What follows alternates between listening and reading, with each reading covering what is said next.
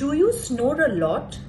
Did you know that hormonal changes in menopause can lead to or even worsen sleep apnea?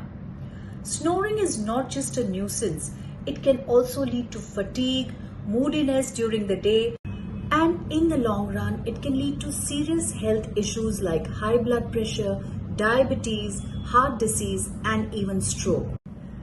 This happens especially when you're overweight. The excessive fat in the neck and the chest region blocks the airways and thereby forcing you to snore, especially at night. But this can be managed very easily. Sip warm herbal teas like chamomile, peppermint, or ginger tea to open up the airways. Sleep on the side instead of your back. Also, give up alcohol, smoking, and sedatives, and definitely lose that extra weight if you're overweight. Do not let sleep apnea take control over you or even menopause. Message clarity to claim your restful sleep and vibrant health today. Stay empowered.